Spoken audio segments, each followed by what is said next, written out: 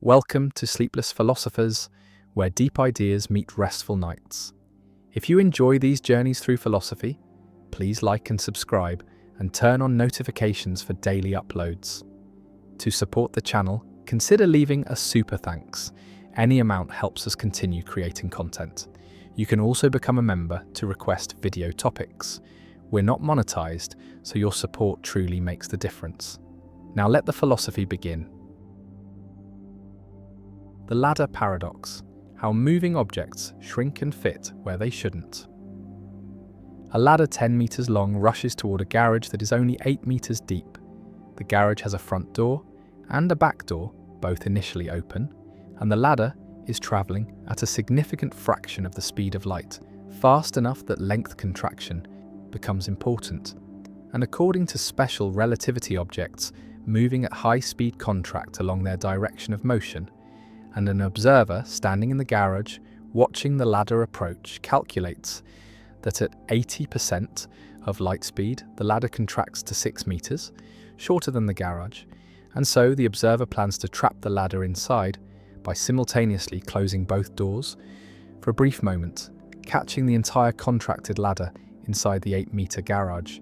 And this seems straightforward. The moving ladder fits because it is contracted, but now consider the perspective of someone riding on the ladder. In their reference frame, the ladder is at rest and maintains its full 10-meter length, while the garage is moving toward them at 80% of light speed, and so the garage contracts to less than 5 meters deep, far too small to contain the 10-meter ladder, and the person on the ladder knows that the front of the ladder will exit the back door before the back of the ladder enters the front door, and trapping the ladder inside is impossible. And so the two observers disagree about whether the ladder fits inside the garage, whether both doors can be closed simultaneously with the ladder inside. And this is the ladder paradox, also called the barn pole paradox, a puzzle about how length contraction and simultaneity interact in special relativity. The resolution lies in understanding that simultaneity is relative, that events which are simultaneous in one reference frame are not simultaneous in another, and the garage observer sees both doors closing at the same time, trapping the ladder, but the ladder observer sees the doors closing at different times. The front door closes first, then the back door closes later, and in the ladder frame, the sequence of events is as follows. The front of the ladder, still 10 meters away from the back of the ladder, enters the contracted garage and immediately exits the back door. And only after the entire ladder has passed through the garage does the back door close, followed by the front door closing. And so in the ladder frame, the ladder never fits entirely inside the garage. It is always longer than the garage, but the doors are never closed simultaneously with the ladder inside, and this removes the contradiction. Both observers agree on the physical facts. They agree on when collisions occur, on whether the ladder gets scratched or damaged. But they disagree about which events are simultaneous, about the order in which certain events happen. And this disagreement is not a matter of illusion or observation delay, but a fundamental feature of space-time in special relativity. Imagine space-time diagrams for both perspectives. In the garage frame, the diagram shows the two doors as vertical lines fixed in position, and the ladder as a diagonal streak moving horizontally through space and vertically through time, and the ladder is shortened by length contraction. And there is a moment when the back of the ladder has entered the front door and the front of the ladder has not yet exited the back door, and at this moment both doors can be closed simultaneously, trapping the contracted ladder. And in the ladder frame, the diagram shows the ladder as two vertical lines, the front and back of the ladder stationary, and the garage as a moving object, contracted along the direction of motion, and the two doors close at different times. First, the front door closes and then opens, allowing the front of the ladder to pass, and then the back door closes after the back of the ladder has already entered, and the doors are never simultaneously closed around the ladder, and both descriptions are correct. Both are consistent with the laws of physics, and the apparent contradiction arises only from expecting that simultaneous in one frame means simultaneous in all frames. and relativity denies this. Simultaneity is frame-dependent. The paradox also highlights the role of signals and information, because if the closing of the doors is controlled by signals sent at the speed of light, then the relativity of simultaneity ensures that the signals arrive at different times in different frames, and the physical mechanism that closes the doors respects causality and relativity, and no contradiction arises. The doors can be set to close when the ladder is inside, as measured in the garage frame, and this same mechanism, viewed from the ladder frame, closes the doors at different times, and the ladder is never trapped because it never fits entirely inside, and both descriptions are correct and consistent. Some people find this resolution unsatisfying. It seems like the ladder either fits or does not fit.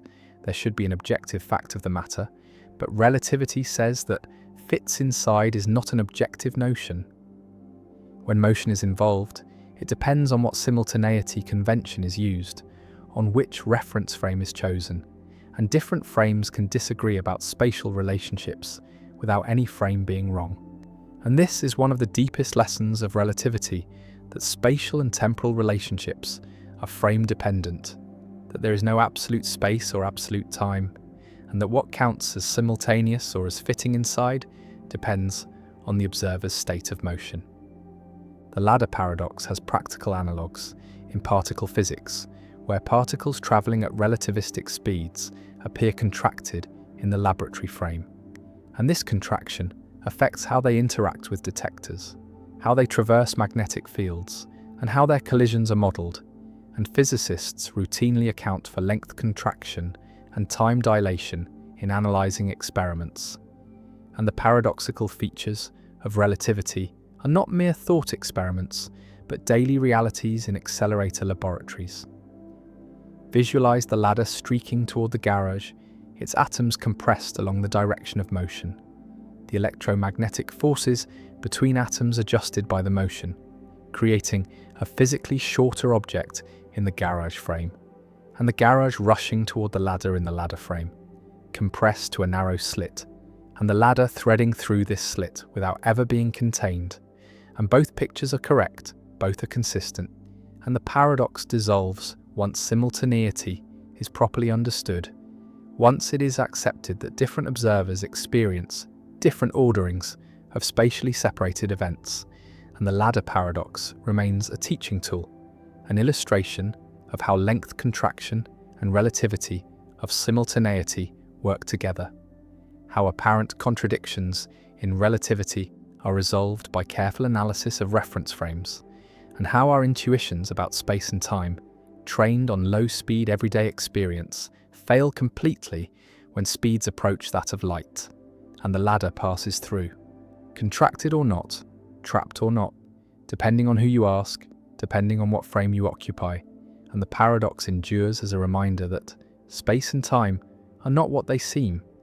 That motion affects not just how we measure things, but what length and simultaneity mean, and that Einstein's revolution was not just about equations, but about reconceiving the very fabric of reality. The paradox of choice, why having everything makes us want nothing.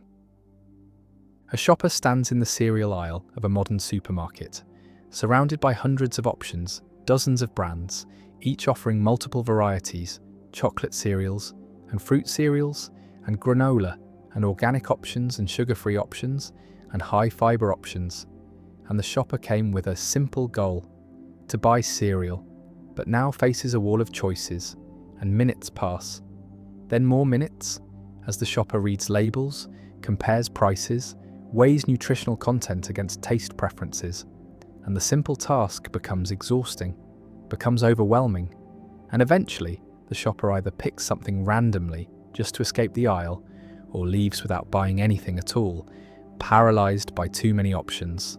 And this is the paradox of choice, articulated by psychologist Barry Schwartz. The observation that while having some choice is better than having none, having too many choices can actually make us worse off, can lead to decision paralysis, anxiety, dissatisfaction, and regret. And this paradox challenges the assumption that more freedom and more options always lead to better outcomes. suggests instead that there is an optimal amount of choice beyond which additional options become burdensome rather than beneficial.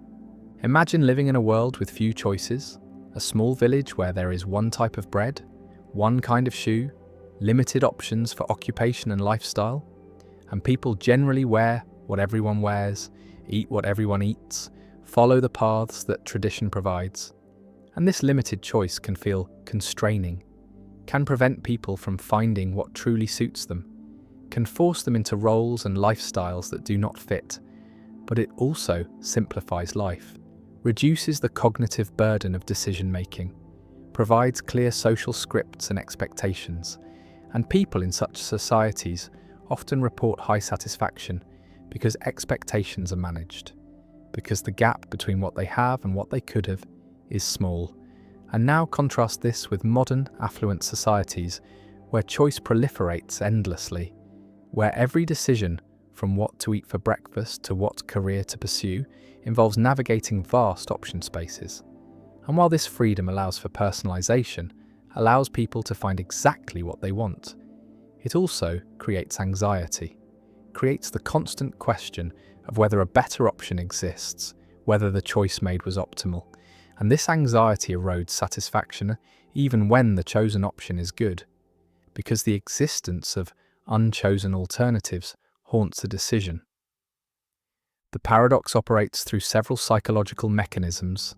First is decision paralysis. When faced with too many options, the cognitive load of evaluating them becomes overwhelming. And rather than carefully comparing all options, people either make hasty decisions to escape the complexity or defer the decision entirely, avoid choosing at all. And this is why offering more product varieties can sometimes decrease sales, why adding options can reduce rather than increase engagement, because each additional option adds to the burden of decision making, and at some point the burden exceeds the benefit and people opt out. Second is regret and second guessing. When there are many options and you choose one, the existence of all the unchosen options creates opportunity for regret, creates the thought that perhaps one of the other options would have been better, and this regret is stronger when there are more alternatives because each alternative represents a path not taken, a potential source of better outcomes. And so the chosen option must compete not just with reality, but with imagination, with idealized versions of what the unchosen options might have provided, and actual outcomes rarely exceed these idealized counterfactuals. And so satisfaction decreases even when the choice is good, and this effect is amplified when choices are reversible, when you can change your mind, because reversibility keeps all options perpetually open, prevents commitment, prevents the psychological closure that comes from accepting a decision as final. Third is the escalation of expectations. When there are few options, we expect less. We accept what is available and feel grateful if it is good. But when there are many options, we expect to find exactly what we want, expect the perfect fit, and our standards rise. And this rising threshold means that good outcomes feel merely adequate rather than excellent. And satisfaction depends not on absolute quality, but on the gap between expectations and reality. And more choice raises expectations faster than it improves outcomes. And so, the net effect is decreased satisfaction, despite better products and more freedom. Visualize a graph with number of options on one axis and satisfaction on the other. And the relationship is not linear, but inverted U-shaped. Satisfaction rises as options increase from 0 to some moderate number, perhaps 5 or 10, because having some choice allows people to find something that fits their preferences. But beyond that optimal point, satisfaction begins to decline.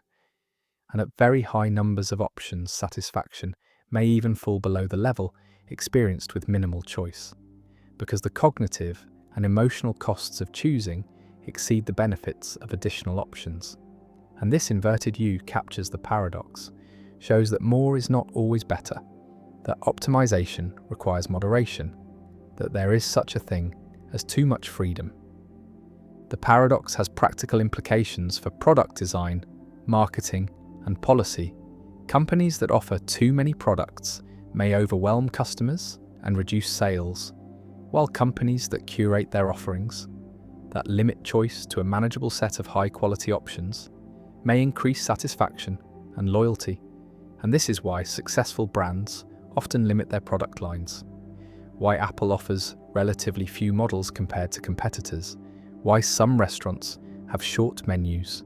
The limitation is not a failure, but a strategy, a recognition that customers benefit from being protected from too much choice, from having the decision space narrowed by experts who have already done the filtering. The paradox also affects personal life and well-being. Modern individuals face an unprecedented number of choices about identity, lifestyle, career, relationships, and consumption. And while this freedom is liberating in principle, in practice it can be exhausting, can create a sense of being overwhelmed, can generate anxiety about missing out on better options, and research shows that people in societies with more choice are not necessarily happier, that reported life satisfaction has not increased proportionally with the explosion of options, and some argue it has decreased, that the paradox of choice contributes to rising rates of anxiety and depression, that the burden of constructing a life from infinite options without clear guidance is a source of modern malaise. One response to the paradox is to adopt satisficing rather than maximizing as a decision strategy. Maximizers seek the best option, the optimal choice, and this requires evaluating all possibilities, comparing exhaustively, and the process is endless because there is always the possibility that a better option exists somewhere. While satisficers set a threshold of good enough and choose the first option that meets that threshold, and satisficers experience less stress, less regret, and higher satisfaction because they commit to good options without torturing themselves about whether better options exist. And embracing satisficing is a way to opt out of the paradox, to limit self-imposed choice burden even when external options are numerous. Another response is to establish routines and defaults, to make decisions once and then follow the decision automatically in the future, to reduce the number of active choices required.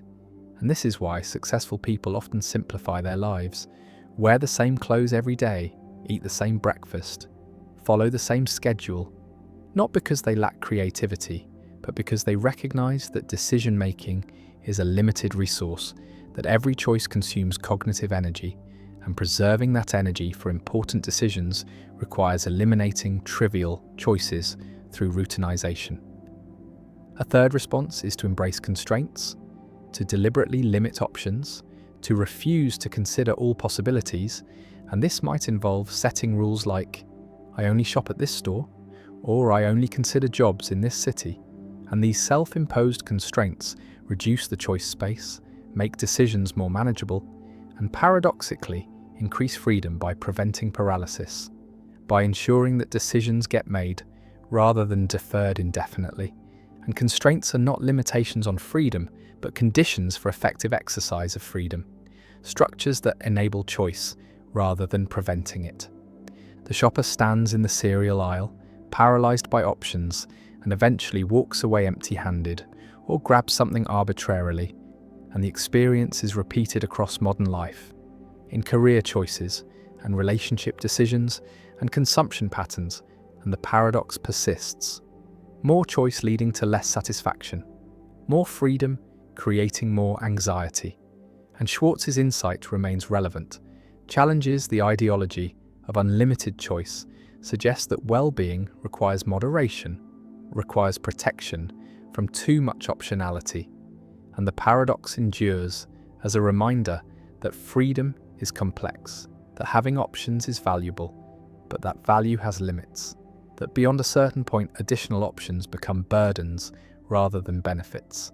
And the challenge for individuals and societies is to find the optimal level of choice, the sweet spot where there is enough freedom to allow for genuine self-determination, but not so much that the burden of choosing overwhelms the benefit of having chosen. And the paradox remains a feature of modern affluent societies, a price paid for abundance, and a problem that requires not more choice but wiser choice, not more options but better frameworks for navigating options. And the cereal aisle waits, endless and overwhelming, and the shopper eventually learns to bring a list, to decide in advance, to opt out of the paradox by refusing to treat every shopping trip as an opportunity for exhaustive optimization. The paradox of non-being, how nothing cannot be talked about. A philosopher attempts to state a simple truth, attempts to say that something does not exist, attempts to assert that unicorns are not real, that they have no being, that they are nothing, and yet stating this seems impossible, seems paradoxical, because to say that unicorns do not exist is to say something about unicorns, is to refer to them, to make them the subject of a statement. And how can you refer to what does not exist? How can you make something the subject of a statement if that something is nothing, if it has no being? And if you can refer to unicorns, then they must be something, must have some kind of being. But then the statement unicorns do not exist is false, is contradictory, because it refers to things that it claims do not exist. And this is the paradox of non-being, first articulated by Plato in the Sophist, the puzzle about how negative existential statements are possible, how we can truly say that something does not exist without contradicting ourselves, without presupposing the existence of what we are denying exists. And this paradox has troubled metaphysics throughout history, has generated multiple solutions, and remains a test case for theories of reference and existence. Imagine trying to deny the existence of something, trying to say that Zeus does not exist, that there is no such God, and the statement seems straightforward, seems obviously true, but analysing the statement reveals problems because the statement is about Zeus, makes Zeus the subject, and subjects of statements must be something, must have reference, must be objects that the statement is about. And if Zeus is the subject, then Zeus must exist in some sense, must be something rather than nothing. But the statement says Zeus does not exist, says Zeus is nothing. And so the statement seems self-refuting, seems to both presuppose and deny the existence of its subject. And this is the paradox, that negative existentials, statements denying existence, seem impossible to state without contradiction. Parmenides made this paradox central to his philosophy, argued that non-being cannot be spoken of or thought about, because speaking and thinking require objects, require that there be something that is spoken of or thought about. And non-being is not something, is nothing. And so non-being is inexpressible, unthinkable. And from this Parmenides concluded that non-being does not exist, that everything that is exists, that reality is one unchanging being, and change is impossible because change would require something to come into being from non-being or to pass into non-being, and both are impossible. And this radical conclusion follows from taking the paradox of non-being seriously, from accepting that we cannot coherently speak of what does not exist. Visualize the paradox as a linguistic trap. When you say X does not exist, you seem to refer to X, and reference requires that X be something, and if X is something, then X exists. And so the statement is self-refuting, and yet negative existentials seem to be true, seem to be among the most basic truths. And we need to explain how they can be true without contradiction, how we can deny existence without presupposing it. And this requires a theory of reference that allows reference to non-existence, or that reinterprets negative existentials so they do not really refer to their apparent subjects. One solution proposed by Russell denies that names like Zeus refer to objects, analyzes them as disguised descriptions, and Zeus does not exist becomes, there is no unique object that has all the properties attributed to Zeus in mythology. And this existential statement does not refer to Zeus, does not presuppose any object, but simply denies that the description is satisfied. And this allows negative existentials to be true, without paradox, without reference to non-existence, and Russell's theory of descriptions has been widely adopted as solving the paradox, as showing that negative existentials do not actually have the logical form they appear to have, do not refer to their apparent subjects. Another solution from free logic distinguishes between existence and reference, allows that terms can refer without presupposing existence, and negative existentials are statements that deny existence while preserving reference, and this requires revising classical logic, requires allowing that some terms refer to nothing, are empty names, and statements containing empty names can still be meaningful, can still have truth values, and Zeus does not exist is true because Zeus is an empty name, refers to nothing, and the statement denies existence without presupposing it, and free logic has been developed extensively, provides formal semantics for empty names, and handles the paradox by liberalizing logic to allow reference without existence. A third solution, from Meinongian approaches, accepts that non-existent objects are real in a broad sense, have being even if they lack existence, and Zeus does not exist is true, because Zeus is a non-existent object, has being but lacks existence, and statements about Zeus refer to this non-existent object, and the paradox is dissolved because reference does not require existence, only requires being, and non-existent objects have being, have properties, can be subjects of true statements, and this solution preserves the intuition that negative existentials refer to their subjects, while denying that reference requires existence. The paradox also appears in discussions of nothingness, of absolute non-being, because to say that absolute nothing is impossible seems to require referring to absolute nothing, making it the subject of a statement, and if it is the subject then it must be something, and so the statement that nothing is impossible presupposes that nothing is something, and this generates contradiction, and Heidegger made this paradox central to his philosophy, explored the nature of nothingness, argued that nothing is not a thing but is the horizon of being, the possibility of non-being that makes being intelligible, and discussing nothing requires special language, requires recognizing that nothing is not an object but is something more fundamental, and the paradox shows limits of ordinary language, shows that metaphysics pushes language beyond its designed capacities. Some philosophers embrace the paradox, accept that there are true contradictions, dialetheas, statements that are both true and false, and negative existentials are examples, are both true because they correctly deny existence, and false because they refer to their subjects, and reference presupposes existence.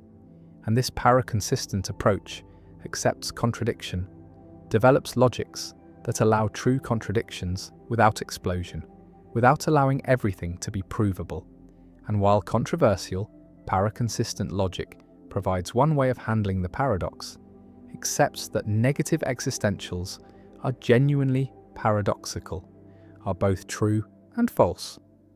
The statement stands: Zeus does not exist, unicorns are not real, nothing is something, and the paradox remains, hovering over negative existentials, challenging theories of reference, forcing recognition that denying existence is not as simple as it seems, that we cannot straightforwardly say that something is nothing without creating logical tension, and the paradox of non-being endures as one of the oldest problems in philosophy, a problem recognized by Plato, central to Parmenides, unresolved by centuries of analysis, and various solutions exist, various ways of dissolving or accepting the paradox, but no consensus emerges, and the paradox persists, a reminder that language struggles to express non-existence, that negation creates puzzles, and that the boundary between being and non-being resists clear articulation.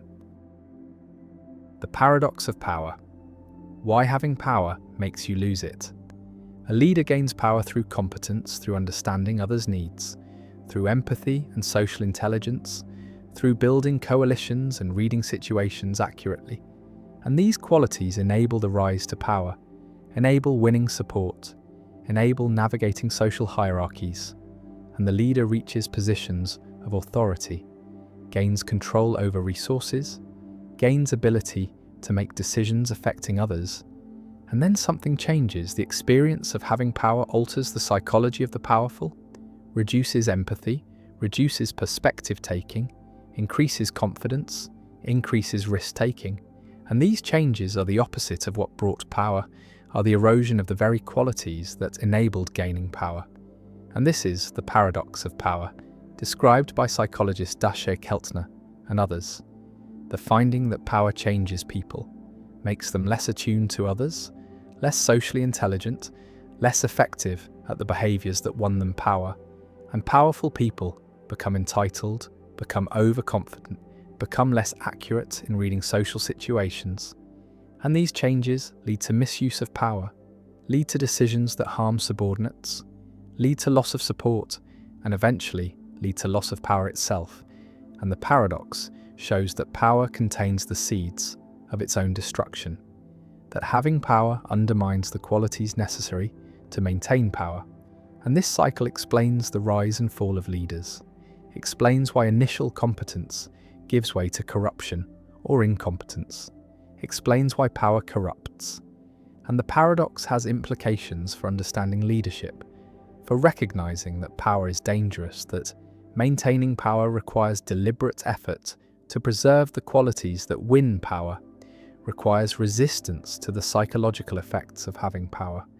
Imagine the psychological changes that occur when someone gains power, gains control, gains authority, and research shows that power activates the behavioral approach system, increases focus on rewards, increases willingness to take risks, and simultaneously, power deactivates the behavioral inhibition system, reduces attention to threats, reduces concern about others' reactions, and these changes make powerful people more action-oriented, more decisive, but also less careful, less considerate.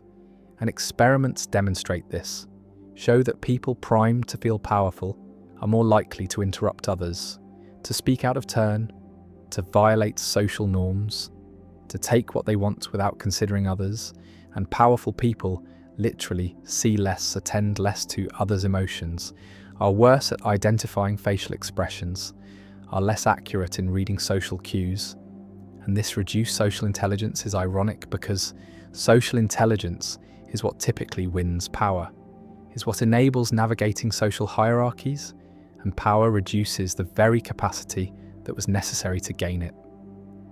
The paradox of power demonstrates that power is self-undermining, that the experience of having power changes people in ways that make them worse at wielding power, that the psychological effects of power include overconfidence, reduced empathy, increased risk-taking, reduced constraint, and these effects lead to mistakes, lead to alienating subordinates, lead to poor decisions, and eventually lead to loss of power. And the cycle repeats. New leaders rise through empathy and social intelligence, gain power, lose these qualities, make mistakes, lose power. And the paradox is that the qualities needed to gain power are different from or opposite to the psychological effects of having power. And this mismatch drives the cycle, drives the rise and fall of leaders. And preventing the cycle requires awareness, requires powerful people to recognize the psychological effects of power and deliberately compensate, deliberately maintain empathy, deliberately attend to others, deliberately resist the natural effects of power. Visualize the paradox as a feedback loop. Gaining power reduces empathy. Reduced empathy leads to poor decisions. Poor decisions alienate supporters. Alienated supporters withdraw support. Withdrawn support leads to loss of power, and the loop is negative, is self-reinforcing, is a cycle that drives powerful people toward downfall. And breaking the loop requires intervention, requires powerful people to resist the psychological effects of power, requires institutional checks that constrain power, requires cultures that maintain accountability, and without such mechanisms, the loop runs its course, power leads to its own destruction, and the paradox unfolds.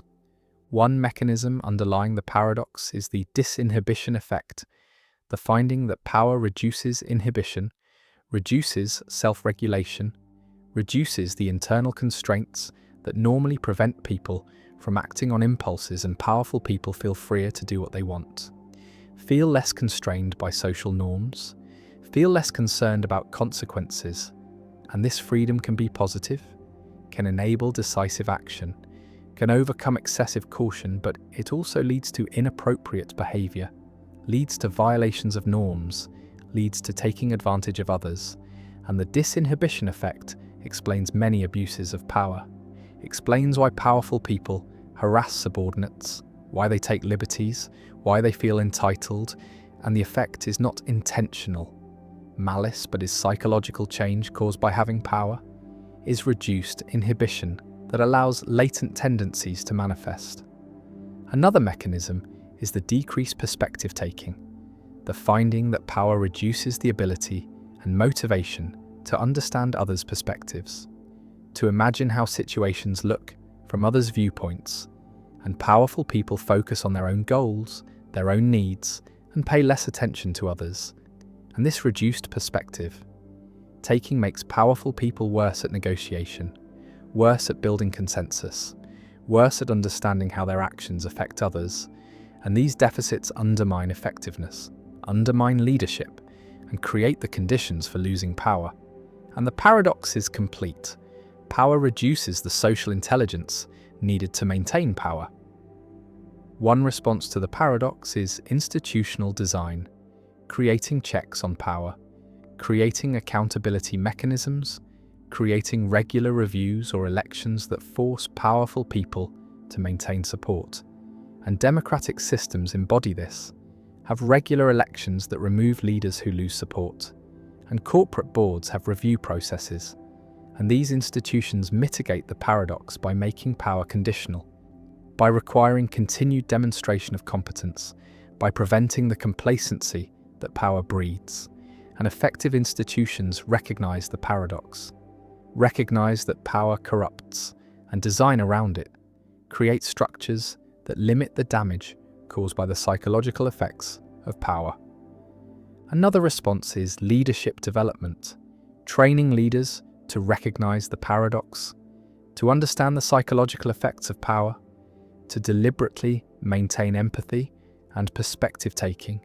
And research shows that awareness helps, that leaders who understand the paradox are better at resisting its effects, are more likely to maintain the qualities that won them power. And leadership training increasingly includes content about the psychology of power, about the importance of humility, about the need to deliberately attend to others despite the psychological pull towards self-focus. And this training aims to break the cycle, aims to help powerful people resist the natural effects of power. A third response is cultural, creating organizational cultures that value empathy, that reward perspective taking, that punish abuse of power. And some organizations succeed at this, create environments where power does not corrupt, where leaders remain accountable, remain connected to subordinates. And these cultures require work, require deliberate effort to maintain, require norms that constrain power, that make abuse costly, and they require exemplars, require leaders who model healthy use of power, who demonstrate that power can be wielded without corruption. And these cultural interventions show that the paradox is not inevitable, is not deterministic, but can be managed through collective effort.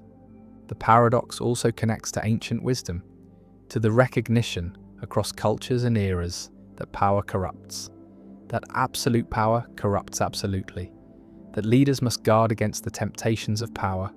And philosophers from Plato to Confucius recognized the paradox, recognized that power changes people, and their advice remains relevant, remains a warning that power is dangerous, that vigilance is necessary, that humility is essential, and the paradox of power shows that this ancient wisdom is psychologically accurate, is confirmed by modern research, is not merely moral preaching, but is description of how power actually affects people. The leader rises, gains authority, controls resources, makes decisions, and power begins its work, reduces empathy, increases overconfidence, loosens inhibitions, and the leader becomes less effective, less attuned, more self-focused, makes mistakes, alienates supporters, and the fall begins, and the paradox completes its arc. Power undermines itself. The qualities that won power are lost, and new leaders rise to repeat the cycle, and the paradox of power endures as a permanent feature of leadership, as a psychological reality that must be managed, that must be resisted, that must be constrained through institutions and culture and awareness. And the paradox remains inevitable and destructive unless deliberately countered, unless powerful people recognize the effects and fight them, unless societies build structures that limit the damage and the cycle continues. The rise and fall driven by the paradox that having power undermines the ability to keep it. The paradox of value, why what we need most costs least. An economist contemplates the nature of value, asks what makes things valuable, what determines worth, and observes a fundamental puzzle that prices seem disconnected from importance, that markets assign high prices to luxuries and low prices to necessities, that goods essential for human flourishing cost little while goods that serve vanity or status cost fortunes. And this is the paradox of value, the broader version of the diamond water paradox, the puzzle that spans across all goods and services. And the paradox asks why healthcare is expensive, while entertainment is cheap in some places and the reverse in others. Why teachers are paid less than entertainers. Why life-saving drugs are affordable in some markets and unaffordable in others. Why the allocation of value by markets seems misaligned with human needs, with moral worth, with social importance. And this paradox has troubled economic thinking since ancient times, has been discussed by philosophers from Aristotle to Marx. And while modern economics offers explanations through supply and demand, through marginal utility, through market equilibrium, the paradox retains moral force, retains the sense that something is wrong, that prices should reflect importance, that markets fail to value correctly, and the paradox of value remains a central challenge for defending market allocation, for justifying price mechanisms, for explaining why efficient markets can produce what seem like perverse valuations. Imagine comparing different goods by their importance to human welfare. And air is essential, sustains life, is necessary for survival, cannot be done without for more than minutes. And yet air is free, has zero price, costs nothing. While gold is non-essential, serves no biological function, is desired only for decoration or a store of value, and yet gold is expensive, costs thousands per ounce, and this comparison illustrates the paradox, shows that necessity and price are inversely related, that the most needed goods are often cheapest and the least needed goods often expensive. And this pattern extends across many goods. Water is cheap, housing varies but is often expensive. Healthcare is expensive in many places, education costs are rising, food prices are moderate, while luxuries like jewellery, sports cars, yachts, artwork, all command premium prices. And the pattern suggests that markets value incorrectly, value luxury over necessity, value status over survival. And this creates moral discomfort, creates the sense that market allocation is unjust, is misaligned with human values. The paradox of value demonstrates the tension between exchange value, what markets assign, and use value, what humans need. And Marx emphasized this distinction, argued that capitalism systematically undervalues use value, undervalues goods necessary for life, while overvaluing exchange value, overvaluing goods that serve accumulation. And this misalignment is not accidental, but is structural, is inherent in market systems that allocate based on willingness to pay rather than on need. And those with money can bid up prices of luxuries, while those without cannot bid up prices of necessities. And markets respond to money, not to need. And this explains the paradox. It explains why diamonds are expensive and water cheap.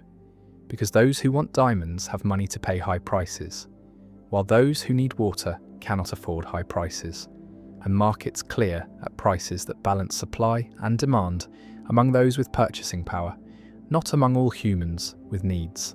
Visualize the paradox as revealing different concepts of value: economic value, defined by market prices determined by supply and demand, and purchasing power, and moral or social value, defined by importance to human welfare, determined by needs and flourishing. And these two concepts diverge, are not aligned.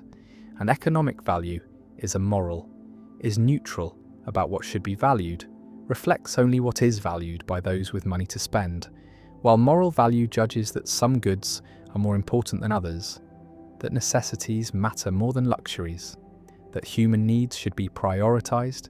And the paradox is the gap between these concepts, is the recognition that markets do not track moral value, do not allocate according to importance. And this gap creates the sense that markets are unjust, are inadequate for distributing goods that matter most. One response to the paradox of value is that markets are efficient, are good at allocating resources to maximize satisfaction of preferences weighted by willingness to pay. And while this may not align with moral importance, it is the best available system, is better than alternatives, like central planning, which face information problems and incentive problems. And markets at least respond to decentralized information about preferences, at least allow individuals to make choices. And efficiency does not require tracking moral importance, requires only that resources go to those who value them most as measured by willingness to pay. And this response accepts the paradox, accepts that markets do not and should not track moral value, argues that moral allocation should be achieved through other means, through taxation and redistribution, through public provision of essential goods, through regulation that ensures access to necessities, and markets should be left to allocate efficiently while other institutions address moral concerns. Another response questions whether the paradox is real, argues that necessities actually are valuable, are provided at low cost because markets are efficient at producing them, because competition drives prices down, and the reason necessities are cheap is that we have solved the production problem, have made them abundant, and abundance is good, is the goal. And the paradox mistakes low price for low value, confuses market price with social importance. And in fact, low prices for necessities mean high consumer surplus, mean people benefit greatly from access to cheap necessities. And this is success, not failure. Is markets working well? Not markets failing. And the paradox dissolves once we recognize that low prices for necessities reflect abundance and efficiency rather than lack of value, and high prices for luxuries reflect scarcity and inefficiency rather than high value. A third response embraces the paradox, accepts that markets misallocate, argues that essential goods should not be left to markets, should be provided through public systems, through universal healthcare, through public education, through subsidized housing, and markets can allocate luxuries, can determine who gets diamonds and yachts. But necessities are different, require different allocation mechanisms, require ensuring universal access regardless of ability to pay.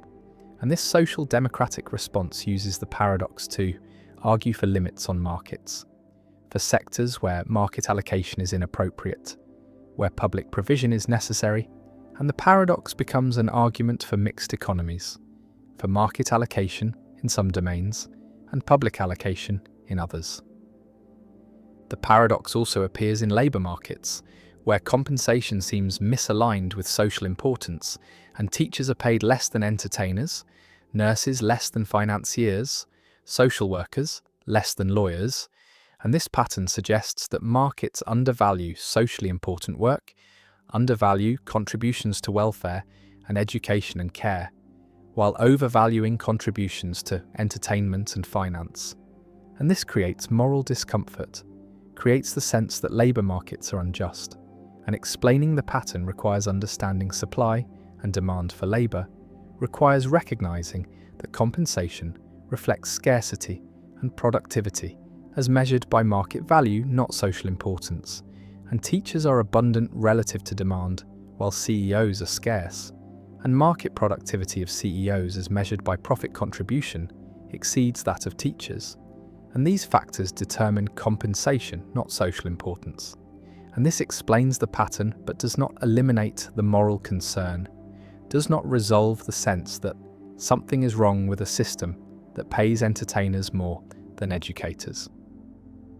Some argue that the paradox of value reveals limits of price as measure of value, reveals that not everything important can be priced, that some goods resist commodification, that markets are appropriate for some goods and inappropriate for others, and market prices are useful for allocating produced commodities but are inadequate for allocating access to health, education, safety, justice, and these latter goods require different allocation mechanisms, require treating them as rights or entitlements rather than as commodities to be purchased.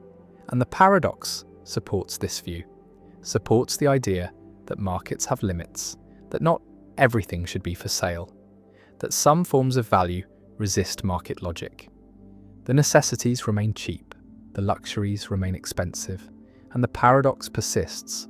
Prices diverge from importance, exchange value diverges from use value, markets allocate without regard to need, and the pattern continues, and the paradox of value endures as a permanent feature of market systems, endures as a moral challenge to market allocation, and resolving the tension requires either accepting that markets are amoral, are efficient but not just, and supplementing markets with institutions that ensure access to necessities, or rejecting markets for essential goods, replacing market allocation with public provision.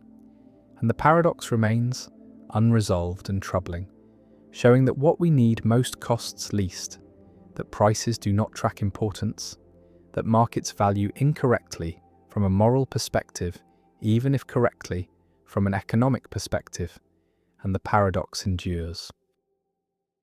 The paradox of the court when a student's promise becomes impossible to keep. An ancient story tells of a law teacher named Protagoras and his student Euathlus, and they make an agreement. The student is too poor to pay tuition up front, and so they agree that the student will pay the teacher after winning his first court case, and the teacher provides instruction, teaches the student rhetoric and law and argumentation, and the student completes his training, becomes skilled in legal reasoning, but then the student never takes a case, never appears in court, never wins anything, and years pass and the teacher has not been paid, and finally the teacher sues the student, takes him to court to demand payment. And now the paradox emerges because the case creates a logical impossibility, a situation where no judgment can be coherent, where the law contradicts itself. And this is the paradox of the court, also called Protagoras' paradox, a puzzle about legal reasoning, contracts, and self-reference that has no satisfactory solution. Imagine the trial. The teacher presents his case, arguing first that if he wins the lawsuit, then the court will order the student to pay, and the student will be legally obligated to pay the agreed tuition, and second that if he loses the lawsuit, then the student has won his first case, and according to the original agreement, the student must pay after winning his first case, and so, either way, the student must pay, whether the court rules for the teacher or for the student. The contract ensures payment, and this argument seems impeccable, seems to show that the student cannot avoid payment, that filing the lawsuit was a clever move, that forces the student into a position where any outcome requires payment.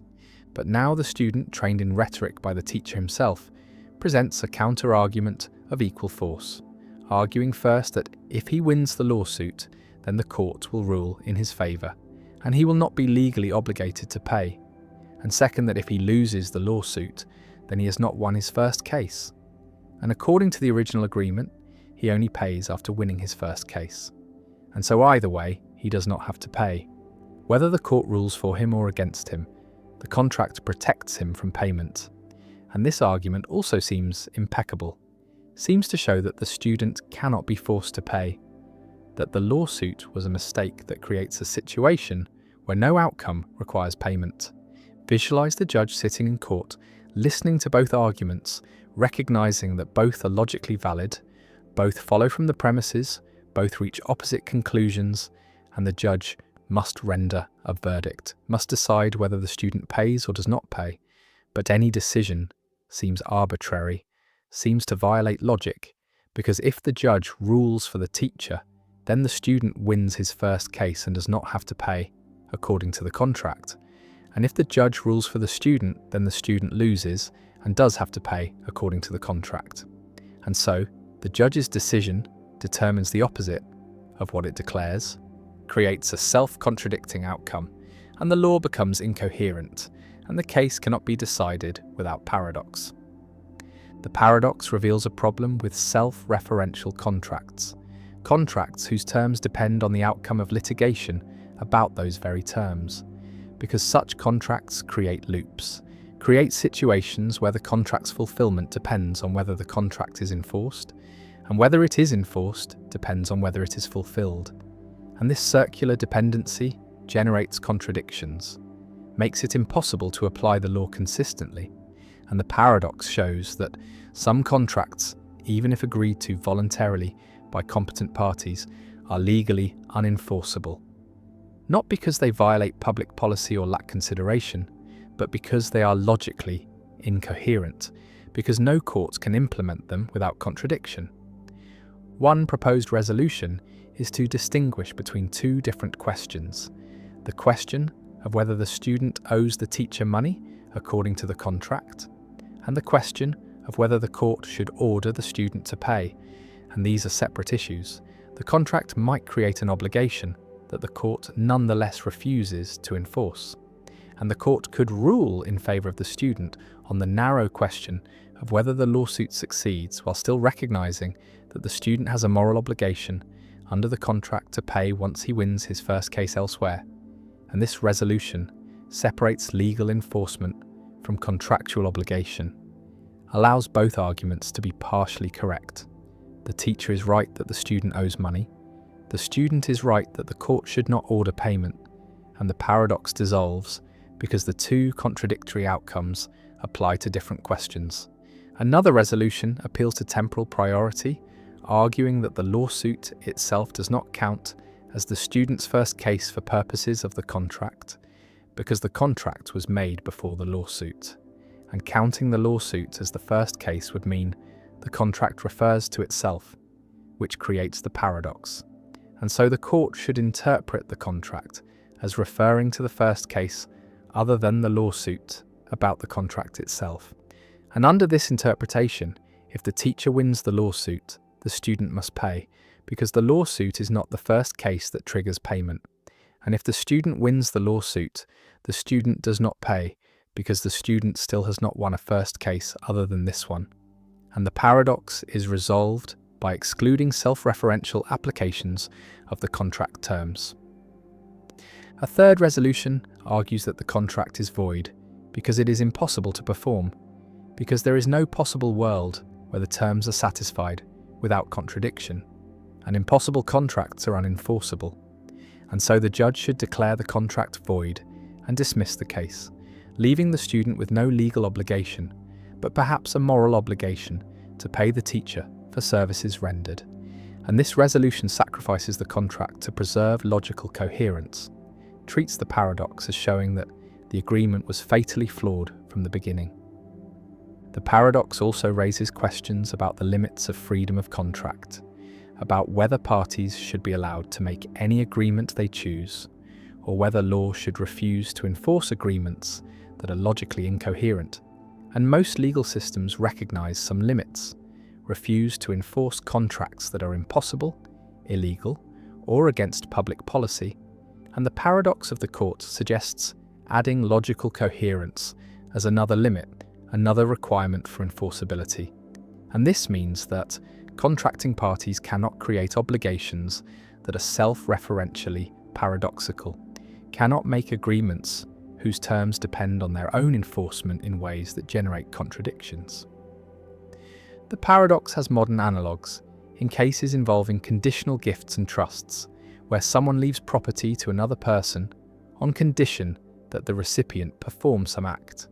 And if the act is defined in terms of legal outcomes about the gift itself, then paradoxes can arise, similar to the ancient case of the teacher and student, and courts have developed various doctrines to handle these cases, generally interpreting conditions to avoid self-reference, to prevent the kind of logical loops that the paradox of the court exemplifies.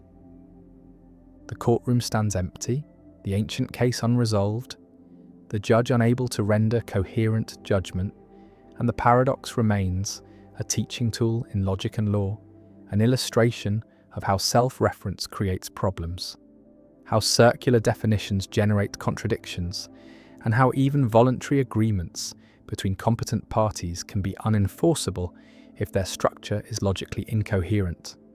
And Protagoras and Euathlus remain frozen in their dispute, both right and both wrong, both entitled to payment and entitled to refuse payment.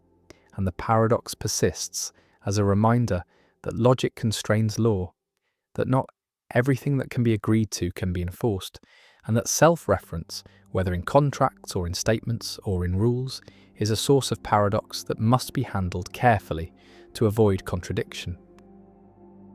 The paradox of tolerance, when being open-minded means destroying open-mindedness.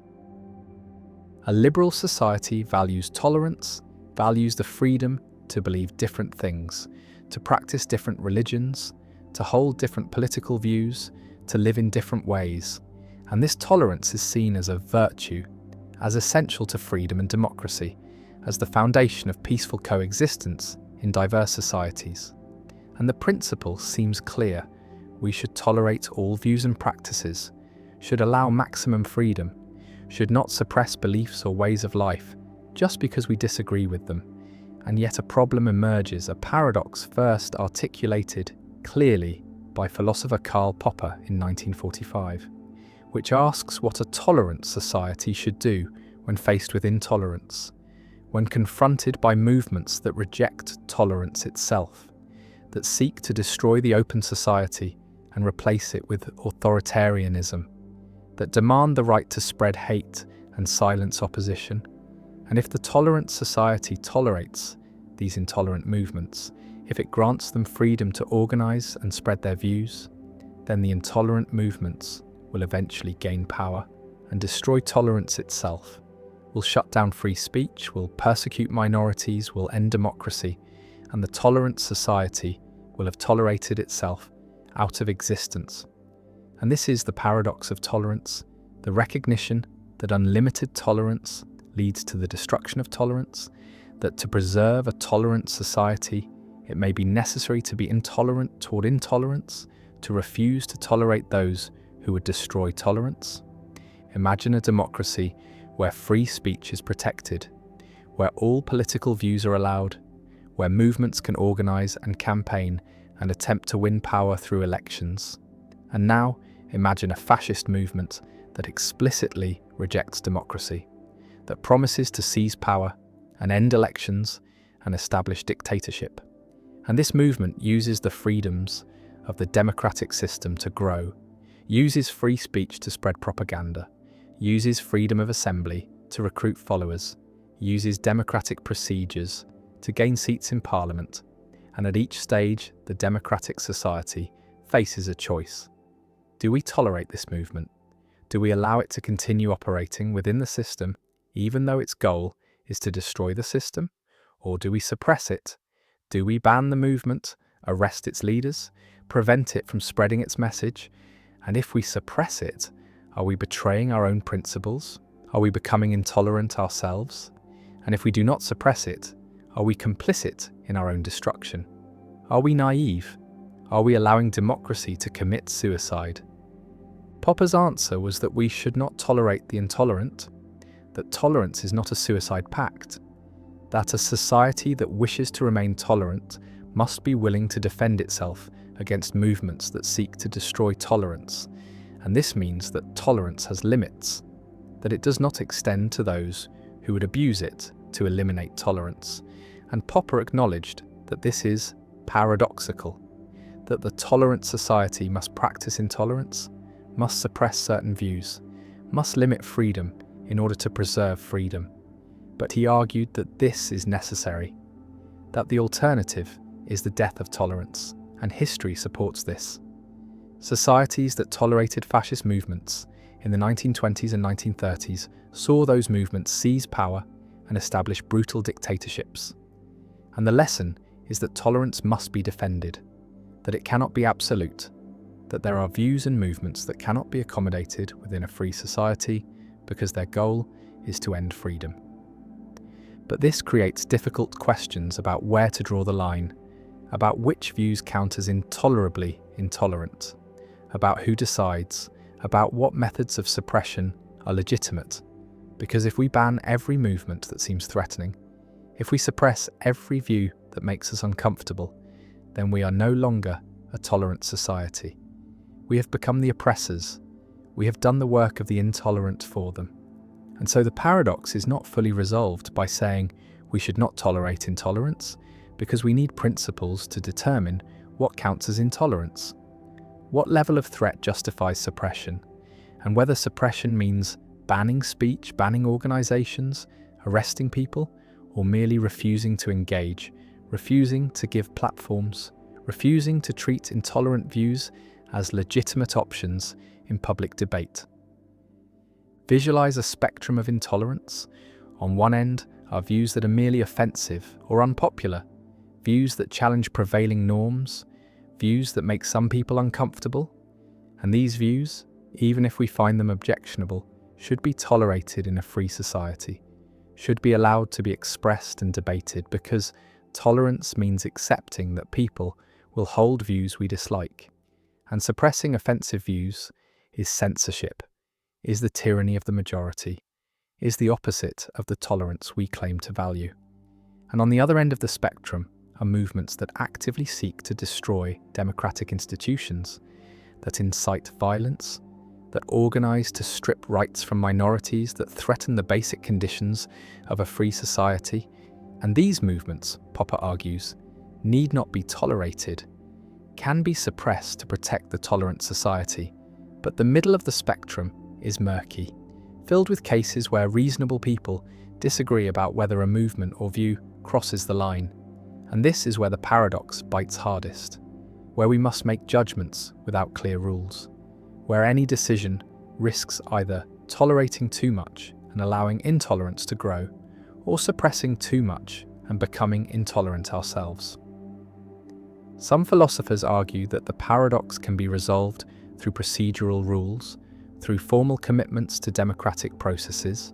A tolerant society tolerates all views that accept the democratic framework, that agree to compete peacefully for power, that accept the results of elections and respect the rights of others. But it does not tolerate movements that reject these procedures, that seek power through violence or intimidation, that refuse to accept electoral defeat. And this procedural approach provides a clear line. Tolerance extends to those who play by the rules, not to those who seek to overturn the rules.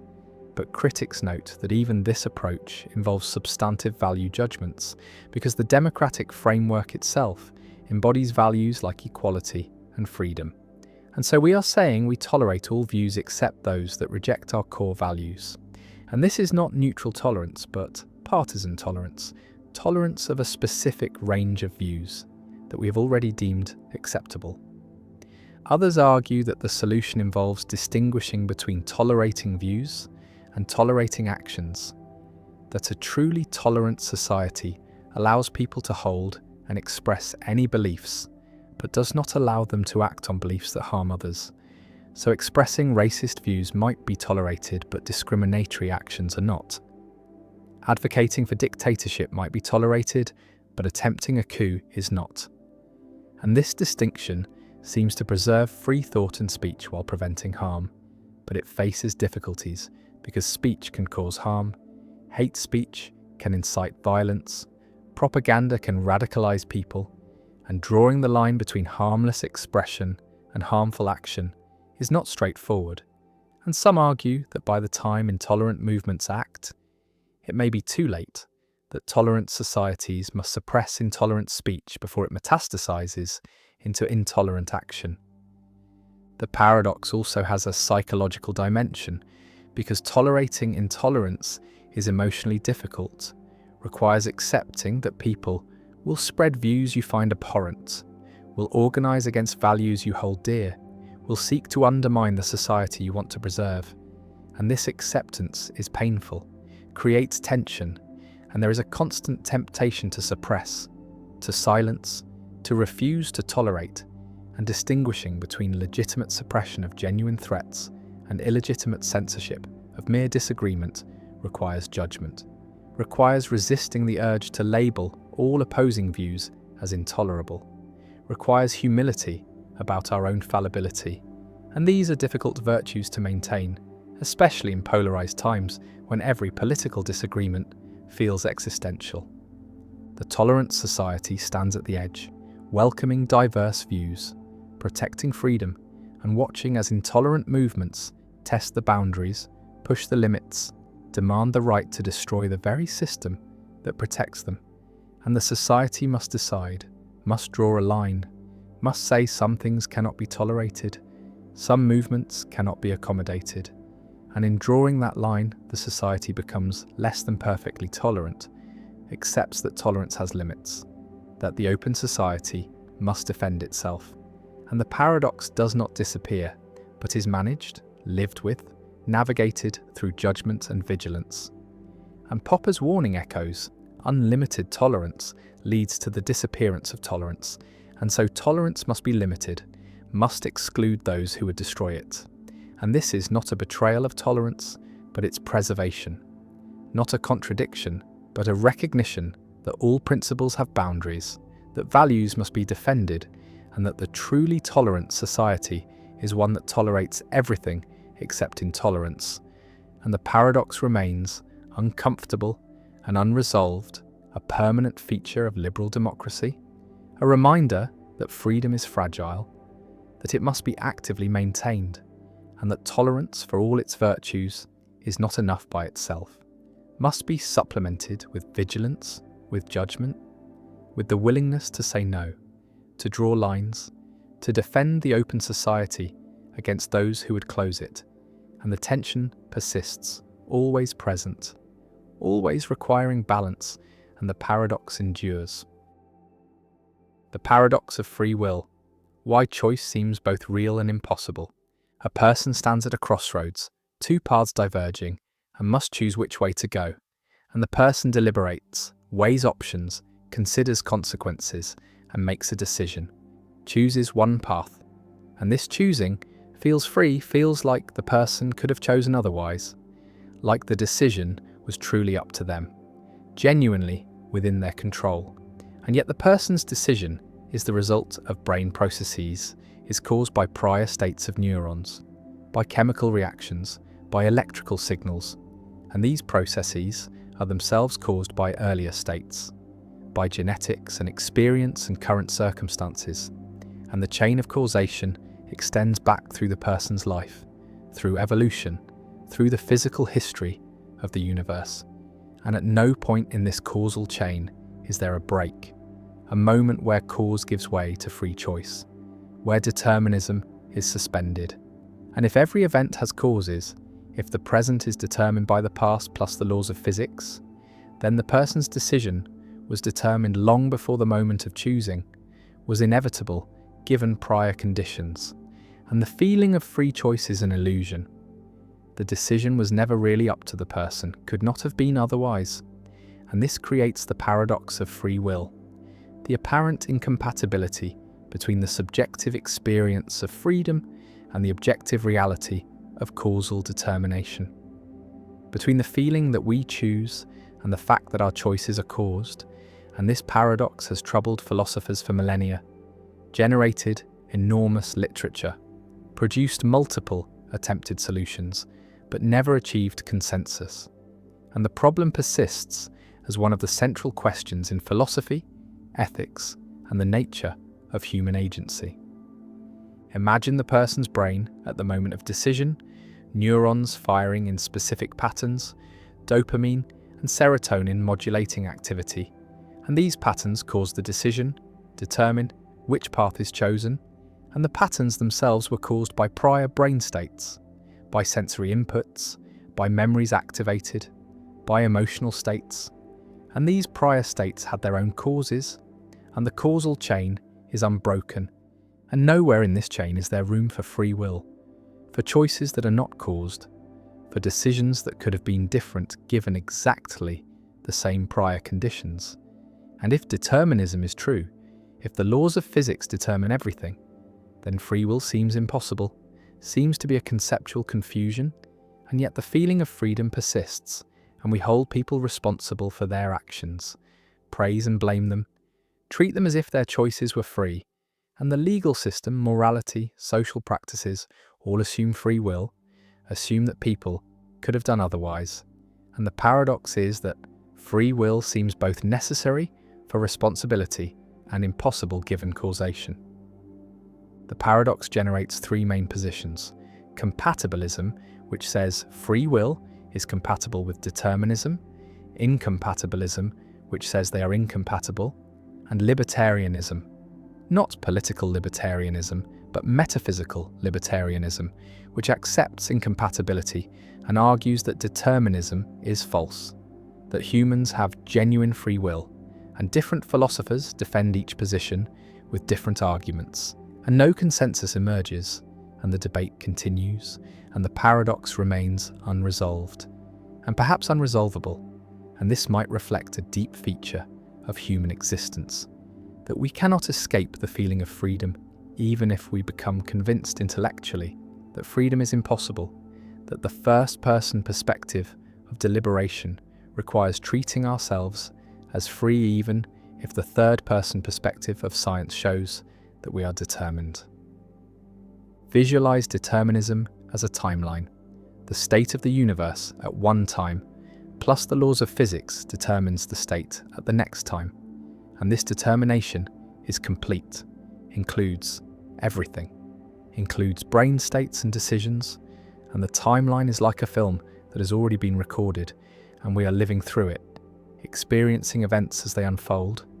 But the sequence is fixed, was fixed by initial conditions billions of years ago, and our decisions as frames in this film are determined by previous frames. And no alternative timeline is possible given the initial conditions and the laws. And if this picture is correct, then the feeling of having options, of being able to choose differently, is illusory. We could not have chosen differently. The decision was already encoded in the prior state of the universe, and we are not free. Compatibilists respond that this picture misunderstands what free will requires, that free will does not require the ability to have chosen differently given exactly the same prior conditions, does not require breaking the causal chain, but only requires that our choices flow from our own desires, values, character, that we are not coerced, not forced, not manipulated, and as long as the person's decision resulted from their own deliberation, their own reasons, they acted freely, even though their deliberation was caused, even though their reasons were determined. And free will is compatible with determinism, because free will is about the source of action, about whether it comes from the agent's own psychology, not about whether it is uncaused. Incompatibilists reject compatibilism, argue that if determinism is true, then everything we do was determined by factors beyond our control, by genetics we did not choose, by environments we did not create, by causal chains that began before we were born, and we are not genuinely responsible for actions that were determined by factors beyond our control. And compatibilist free will is not real freedom, but is a verbal trick, is redefining freedom to make it compatible with determinism and genuine freedom. The kind required for moral responsibility requires that we could have done otherwise, requires that our choices are not determined. And since determinism is probably true, given physics, genuine free will probably does not exist, and moral responsibility is problematic. Libertarians argue that determinism is false, that quantum mechanics shows that the universe is not deterministic, that there is genuine randomness, genuine indeterminacy at the quantum level, and this indeterminacy allows for free will, allows for choices that are not determined by prior states. But critics respond that randomness is not freedom, that random neural processes do not give us control over our actions, do not make us responsible, and adding randomness to determinism does not create free will, creates only determinism plus chance, and neither determination nor chance gives us the control required for responsibility.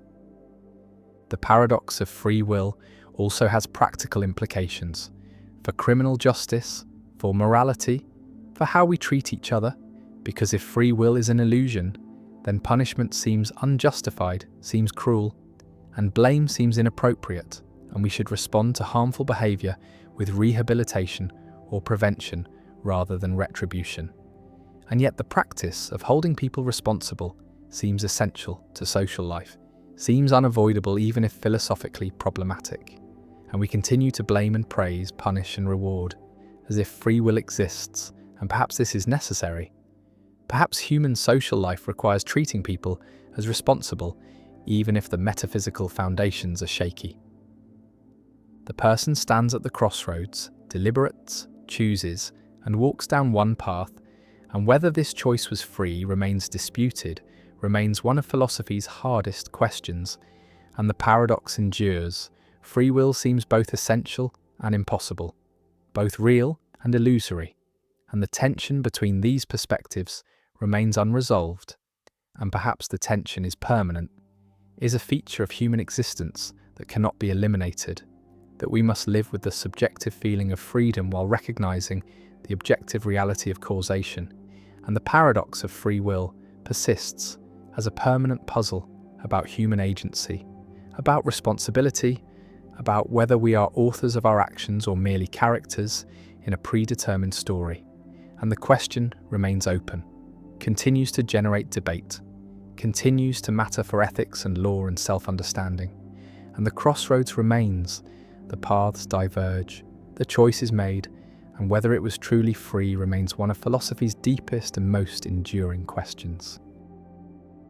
The paradox of thrift. Saving money is virtuous, or so conventional wisdom holds. The careful individual who sets aside a portion of income, who resists the temptation to spend frivolously, who builds reserves against uncertain futures, is praised for responsibility and prudence. And yet there exists a paradox, articulated by economists and popularized by John Maynard Keynes, which suggests that if everyone tries to save more at the same time, the collective result is not increased wealth but decreased income, not prosperity but recession. And this is the paradox of thrift, a situation where individually rational behavior leads to collectively irrational outcomes, where virtue practiced universally becomes vice. The mechanism of the paradox operates through the relationship between spending and income in an economy, because one person's spending is another person's income. When you buy goods or services, you transfer money to the seller, who uses that money to pay employees and suppliers, who in turn spend it on other goods and services. And this circular flow of spending sustains employment and production. And if many people simultaneously decide to save more and spend less, then aggregate demand falls, businesses see reduced sales and respond by cutting production and laying off workers, and those who lose jobs or see reduced hours have less income, which forces them to reduce spending further, which causes more businesses to cut back. And this feedback loop drives the economy into recession, and in the recession, people earn less income, which means that despite their desire to save more, they may end up saving the same amount or even less than before because their incomes have fallen, and so the collective attempt to increase savings fails. Defeated by the macroeconomic dynamics it sets in motion.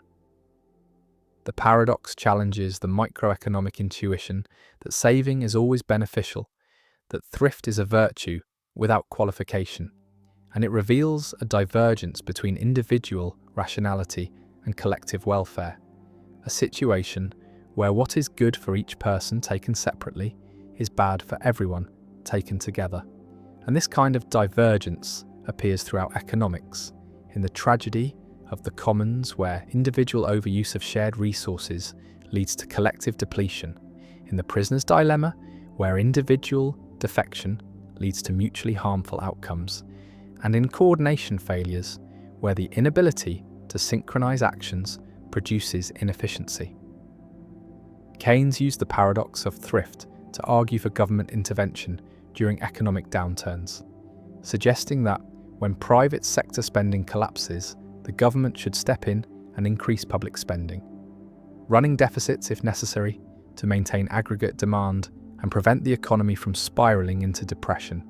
And this idea became a cornerstone of Keynesian economics, influencing policy responses to recessions for decades, though it remains controversial, with critics arguing that government spending is inefficient, that deficits impose costs on future generations, that markets are self-correcting and will eventually restore full employment without intervention, and that the paradox of thrift does not apply in the long run because savings finance investment, which increases productive capacity and future income.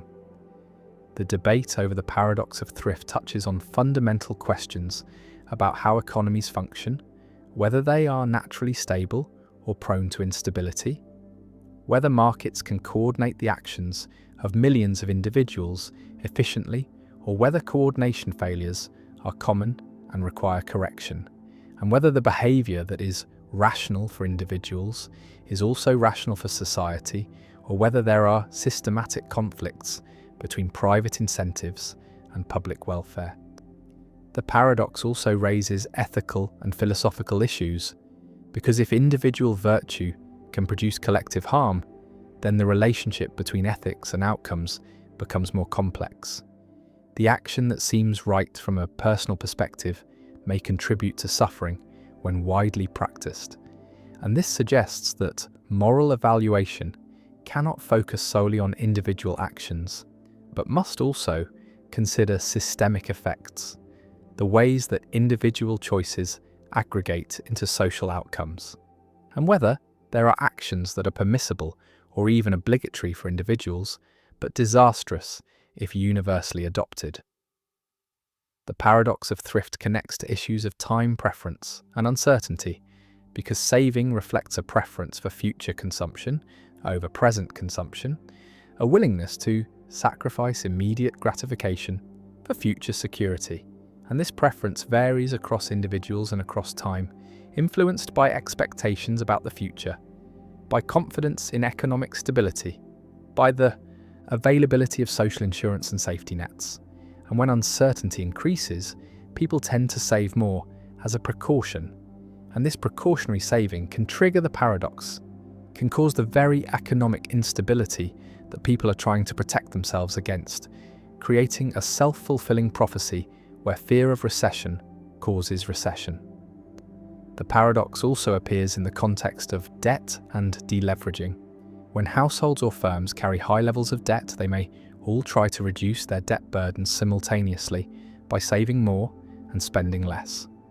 And this collective deleveraging reduces aggregate demand and can cause a debt deflation spiral where falling prices and incomes make debt burdens even harder to service, leading to defaults and further economic contraction. And this dynamic was central to the Great Depression of the 1930s and the financial crisis of 2008, periods when the paradox of thrift was not merely a theoretical curiosity, but a lived reality affecting millions of people. Some economists question whether the paradox is genuine or whether it reflects a misunderstanding of economic dynamics, arguing that savings do not disappear from the economy but are channeled into investment.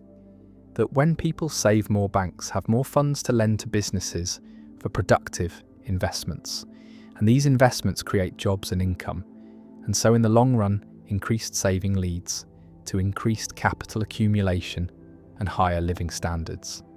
And the paradox only appears in the short run, when there is a coordination problem, when the financial system fails to efficiently convert savings into investment, or when there is a liquidity trap where interest rates are already at zero and cannot fall further to stimulate investment.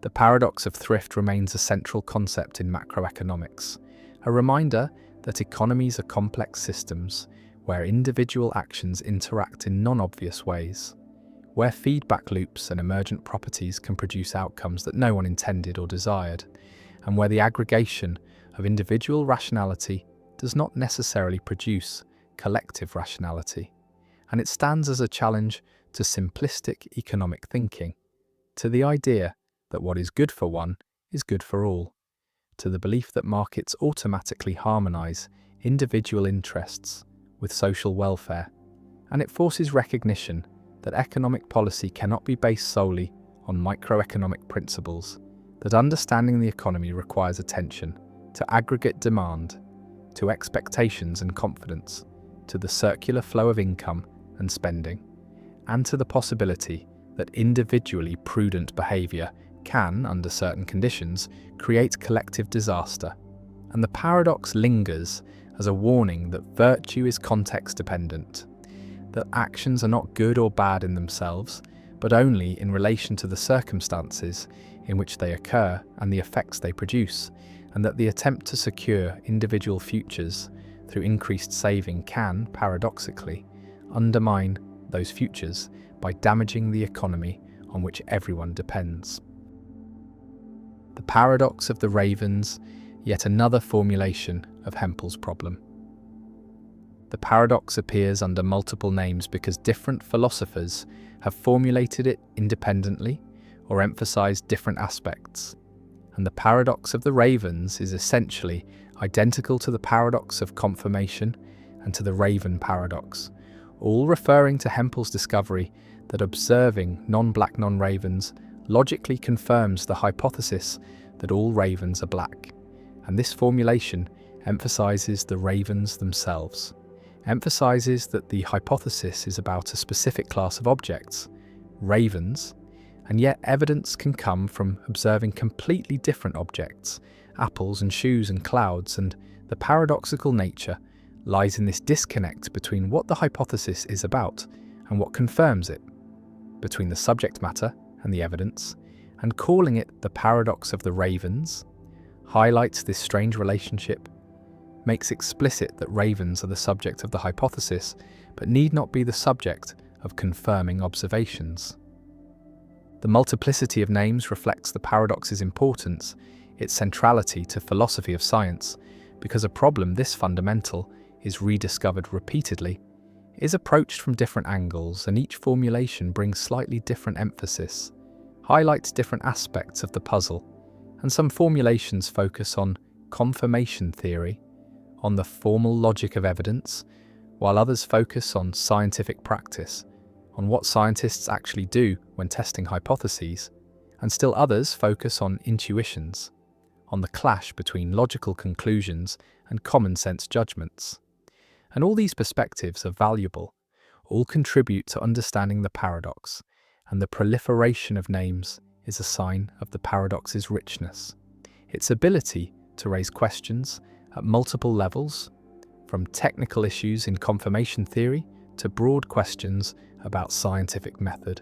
The paradox also connects to debates about Bayesian versus frequentist approaches to statistics and inference, because Bayesians have a ready answer to the paradox, can explain using Bayes' theorem why red apples confirm that all ravens are black, but provide only negligible confirmation, while frequentists struggle more, find it harder to explain the asymmetry between observing ravens and observing non-ravens.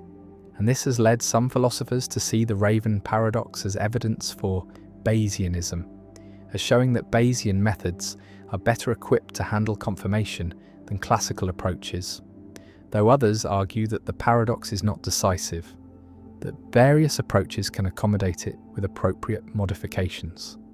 The paradox remains a standard topic in philosophy curricula, a problem that every student encounters, and despite its age, despite being formulated in the 1940s, it continues to generate discussion, continues to appear in new papers and books, because it is simple enough to explain quickly, deep enough to sustain extended analysis, and challenging enough that no solution is universally accepted.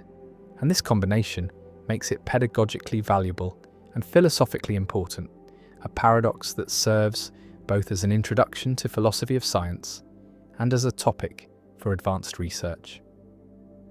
The ravens circle overhead, black against the sky, and each sighting confirms what we already believed, that ravens are black, and elsewhere apples sit in bowls, red and green and yellow, and logic says these two are evidence about ravens, and the paradox persists, a permanent feature of confirmation theory, a problem that every account of scientific reasoning must address. And the paradox endures under its many names, always the same underlying puzzle, always the same challenge to explain how evidence works, what confirms hypotheses, and why common sense and formal logic sometimes diverge. And the paradox of the ravens remains, waiting for each new generation of philosophers to confront it, to propose solutions, to argue about confirmation, and to recognize that even basic concepts in science conceal philosophical depths that resist easy resolution. The Phi phenomenon, why motion is an illusion your brain creates. Two lights flash in sequence. First, one light turns on and off. Then, a moment later, another light nearby turns on and off. And yet what you perceive is not two separate flashes, but a single light moving from the first position to the second. Continuous motion where there is none.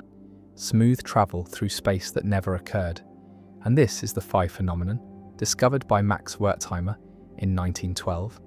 A fundamental illusion that reveals how the brain constructs the perception of motion, shows that motion is not simply detected from sensory input, but is created, is synthesized by the visual system from discrete static images.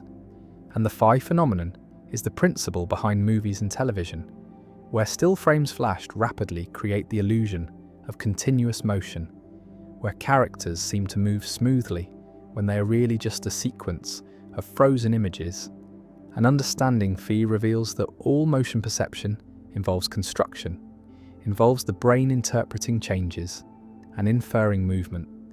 And motion is not a basic sensory property, but is a higher level interpretation, a perceptual inference that usually corresponds to reality, but can be fooled, can be triggered by appropriate sequences, even when nothing actually moves.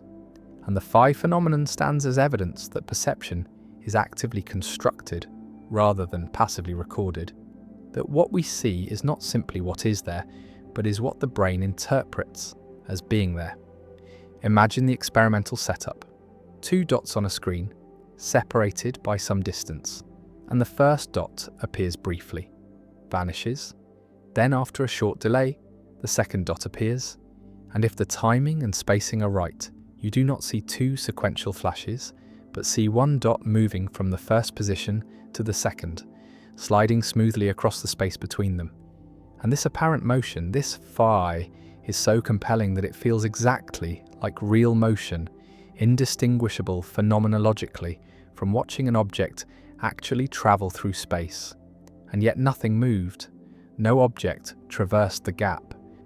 There were only two separate stationary flashes, and the motion exists only in your perception, is constructed by your brain from the temporal sequence. The Phi phenomenon reveals that the visual system assumes continuity, assumes that when similar stimuli appear in nearby locations in rapid succession, they are probably the same object in motion.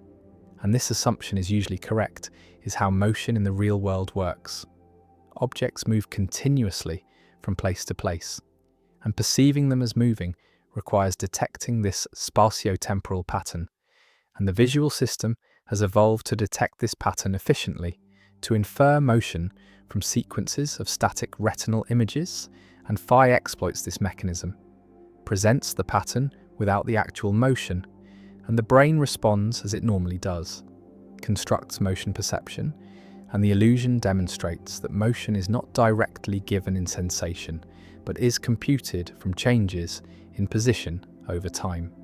Visualize motion perception as involving motion detectors, neurons that respond to changes in position, to objects moving across the visual field, and these detectors can be activated by real motion or by appropriate sequences of static stimuli.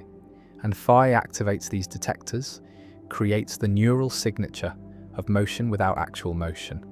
And the brain cannot distinguish between motion signals caused by real movement and motion signals caused by Phi sequences.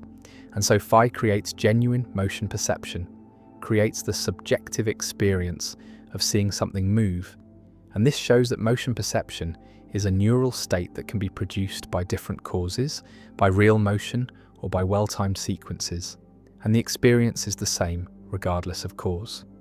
The phi phenomenon differs from other apparent motion phenomena, differs from beta motion, which is pure displacement without phenomenal movement, differs from stroboscopic motion, which is the specific type of motion seen in films, and phi is the perception of smooth, continuous movement, is the most compelling type of apparent motion.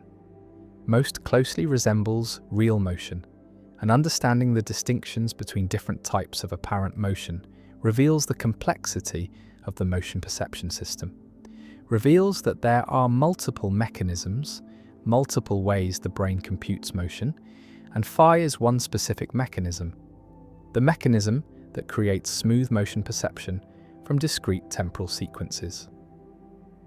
Gestalt psychologists like Wertheimer used phi to argue against elementalist theories of perception, against theories that said perception is built up from simple sensations combined according to associations, and phi shows that perception is not a sum of elements, not a combination of two flashes, but is a holistic interpretation, is motion that emerges from the relationship between flashes, and the whole is different from the sum of parts, and this Gestalt insight-shaped psychology influenced how perception came to be understood as involving organization and interpretation rather than simple sensation.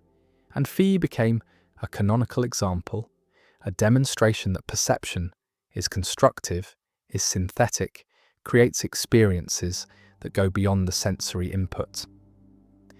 The phi phenomenon also has philosophical implications for understanding consciousness and qualia, because the motion you experience in phi is phenomenologically real, is indistinguishable from real motion, and yet no motion occurred in the stimulus.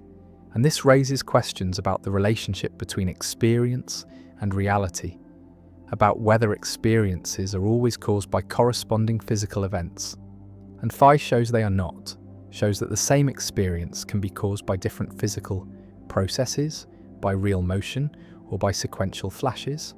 And this supports functionalist theories of consciousness, supports the view that conscious experiences are not tied to specific physical substrates, but are computational states that can be realized in multiple ways.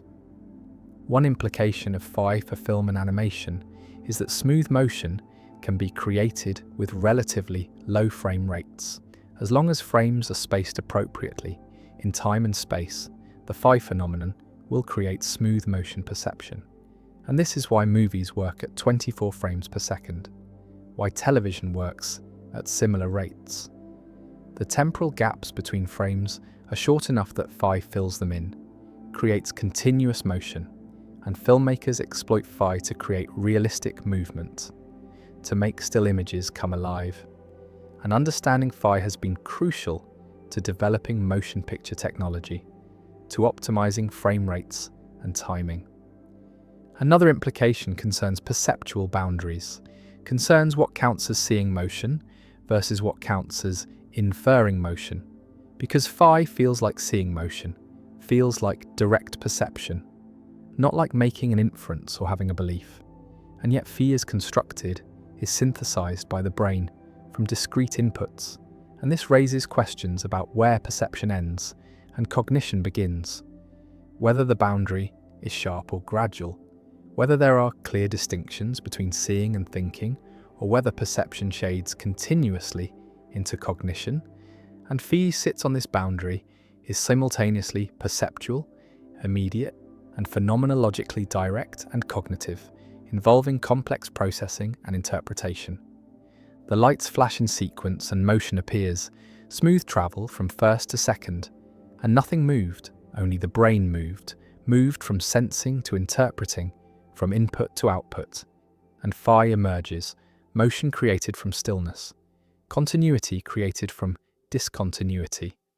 And the phenomenon reveals the constructive nature of perception, reveals that experience is not a mirror of reality, but is a model constructed by the brain, a model that usually tracks reality accurately, but can be manipulated, can be triggered by artificial sequences, and the phi phenomenon endures as one of the foundational discoveries in perceptual psychology, a demonstration that motion is not given but is made, is not detected but is computed, and every motion you see, real or apparent, involves this same computation, this same construction, and phi makes the construction explicit, shows that what seems most immediate, most directly perceived, is actually mediated, is processed, is inferred, and motion is an illusion, a useful, accurate illusion usually, but an illusion nonetheless. And phi reveals this and the lights flash on. The philosophical zombie argument, why consciousness might not come from physics. A creature walks among us that looks exactly like a human being, molecule for molecule identical, atom for atom the same, every neuron firing in the same patterns, every behavior perfectly matched. And this creature speaks as we speak, acts as we act, responds to pain by withdrawing, to beauty by smiling, to loss by crying, and yet inside there is nothing. No subjective experience, no consciousness, no inner light, no feeling of what it is like to be this creature, and this being is called a philosophical zombie, or P-zombie, a thought experiment in philosophy of mind that challenges physicalism, challenges the view that consciousness is nothing more than physical processes, and the zombie argument asks us to imagine such creatures, to consider whether they are conceivable, and if they are conceivable, then they are metaphysically possible, and if they are possible, then consciousness cannot be identical to physical processes, cannot be reduced to brain states, because the zombie has all the physical processes but lacks consciousness, and this shows that consciousness is something extra, something additional to the physical, and this is the philosophical zombie argument, deployed by David Chalmers and others to defend property dualism, to argue that subjective experience is not reducible to objective physical facts, and the argument remains one of the most debated arguments in contemporary philosophy of mind.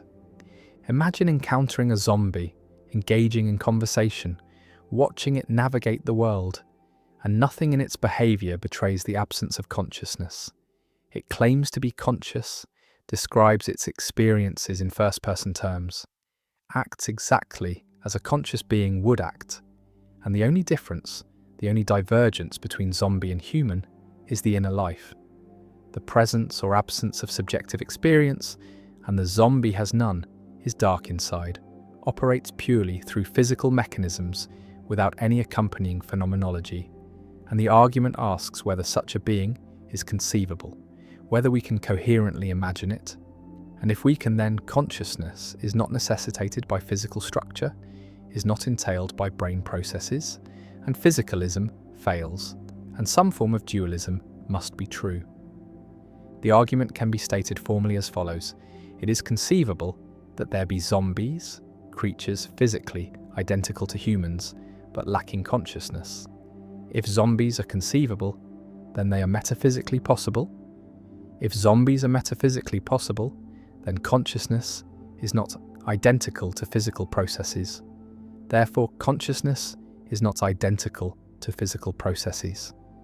And this conclusion challenges materialism, challenges the view that everything is physical, that mental states are brain states, and forces recognition of an explanatory gap, a gap between physical facts and phenomenal facts that cannot be bridged by physical explanation alone.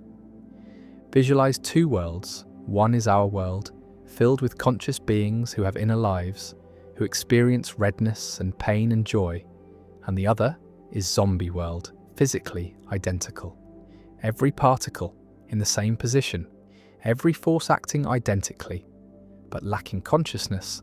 All beings are zombies, and the question is whether zombie world is possible, whether it is a coherent scenario, and Chalmers argues that it is, that we can conceive of such a world without contradiction, and this conceivability establishes possibility, and possibility refutes physicalism, shows that physical facts do not exhaust all facts, that there are phenomenal facts that are additional to physical facts. Physicalists respond to the zombie argument in multiple ways.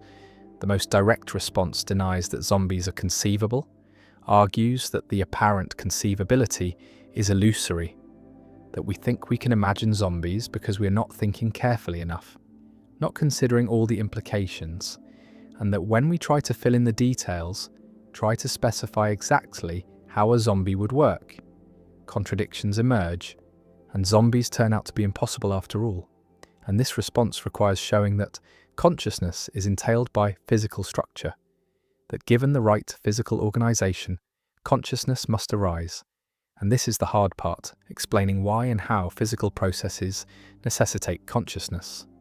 Another response accepts that zombies are conceivable, but denies that conceivability implies possibility, argues that there is a gap between what we can imagine and what is actually possible, that conceivability is an epistemic notion about what seems possible to us, while possibility is a metaphysical notion about what could actually be. And these can come apart. We can conceive of things that are actually impossible, like water being something other than H2O.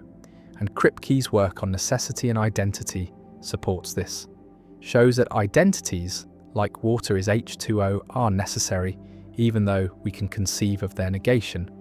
And the same applies to consciousness, is brain process. It might be necessarily true, even though we can conceive of its negation. And so zombies, while conceivable, are not possible, and the zombie argument fails. A third response argues that the zombie argument begs the question, assumes what it sets out to prove, because the claim that zombies are conceivable assumes that consciousness is something separable from physical processes, something that could be absent while physical processes remain. And this assumption is precisely what physicalists deny. And so the argument does not refute physicalism, but merely asserts an alternative view. And physicalists are not obliged to accept the zombie scenario as genuinely conceivable, can reject it as incoherent or question-begging. The zombie argument connects to other arguments about consciousness, to the knowledge argument about Mary, and to the explanatory gap, and to the hard problem of consciousness, all pointing to the difficulty of explaining subjective experience in physical terms, all suggesting that phenomenal consciousness resists reduction. And these arguments collectively create a case for dualism, for the view that consciousness is not physical, though the case remains controversial, remains rejected by many philosophers who maintain that consciousness will eventually be explained physically, that the apparent gap is due to ignorance, not to genuine irreducibility. The zombie walks through the world, behaving normally, seeming conscious, and yet the question hangs, is there anyone home? Is there subjective experience?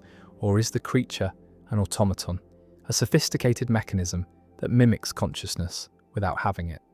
And the zombie argument uses this thought experiment to probe the nature of consciousness, to test whether consciousness can be separated from physical structure.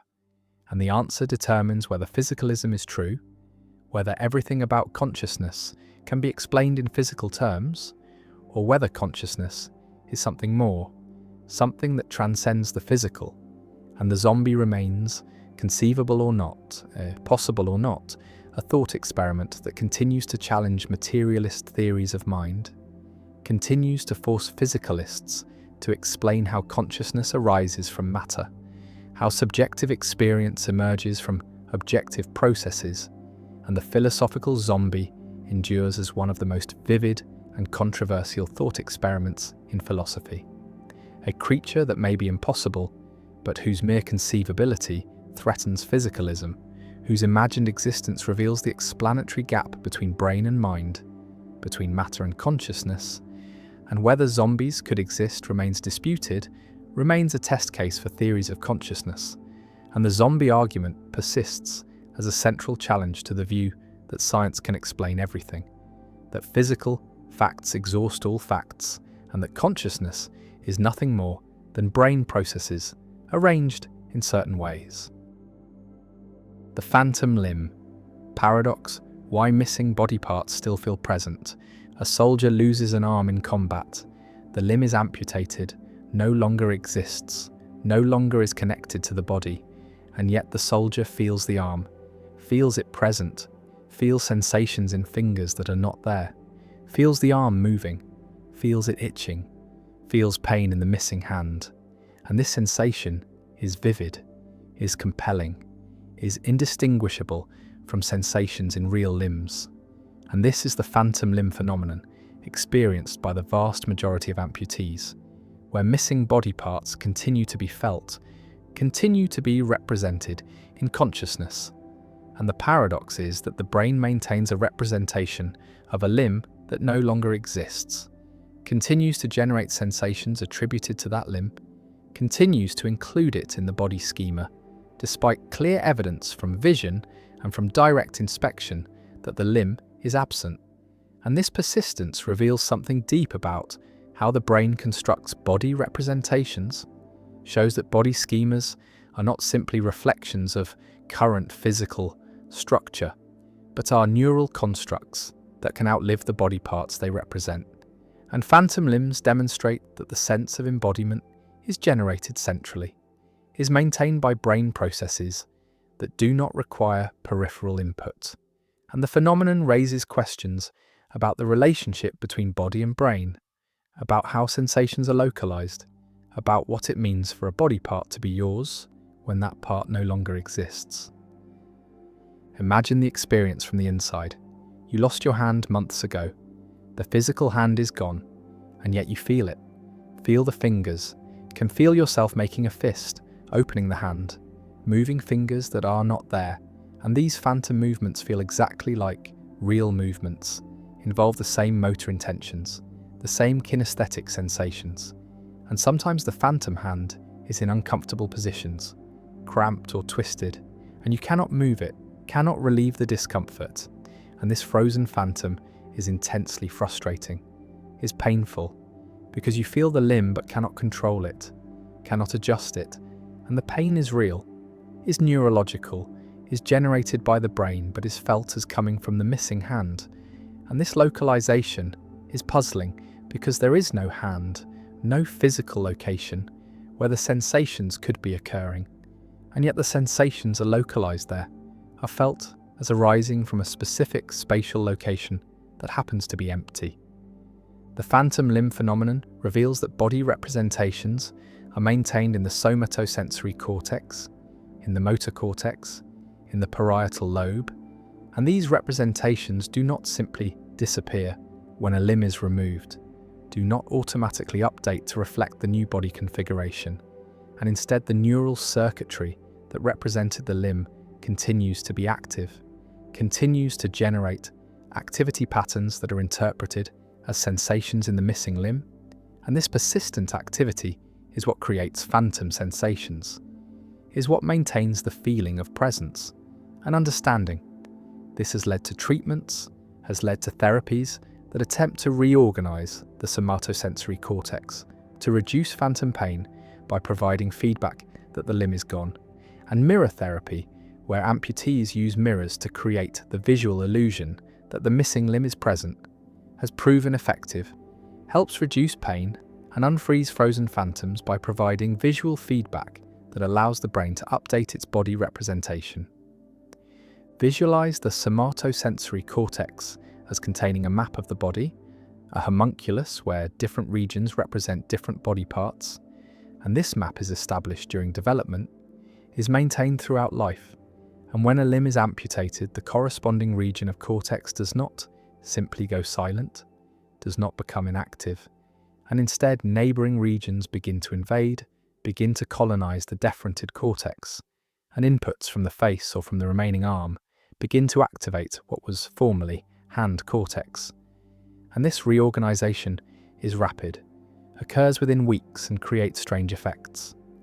Touching the face can produce sensations in the phantom hand, stroking the cheek can feel like stroking the missing fingers, and this shows that the cortical representation has been invaded, that face inputs now activate hand cortex, and the sensations are still localized to the phantom because the activity occurs in hand cortex, and the brain interprets activity in hand cortex as indicating sensations in the hand regardless of the actual source of the activity. The phantom limb paradox challenges the idea that sensations are simply caused by peripheral stimulation, shows that sensations can be generated centrally, can arise from brain activity without corresponding peripheral events. And this has implications for understanding pain, for recognizing that pain is not simply a signal from damaged tissue, but is a constructed experience that can occur without tissue damage and chronic pain. Phantom pain, neuropathic pain are all examples of centrally generated sensations, are pains that arise from neural processes rather than from peripheral injury. And understanding phantom limbs helps understand these pain conditions, helps develop treatments that target the central nervous system rather than the periphery. The phenomenon also raises philosophical questions about the extended mind, about whether the body is part of the mind or is merely a tool used by the mind, and phantom limbs suggest that the body representation is part of the mind, is a core component of self-representation, and the representation persists even when the body part is gone. And this shows that the mind includes representations of the body, includes body schemas that are not simply passive reflections of physical structure, but are active constructs that shape experience. And the phantom limb is a representation without a referent, is a body part in the mind, but not in the world. And this dissociation shows that minds represent bodies, and representations can outlive what they represent. One variant of phantom limbs occurs in congenital amputees, people born without limbs, and some congenitally limbless individuals report phantom limbs, report feeling limbs they never had.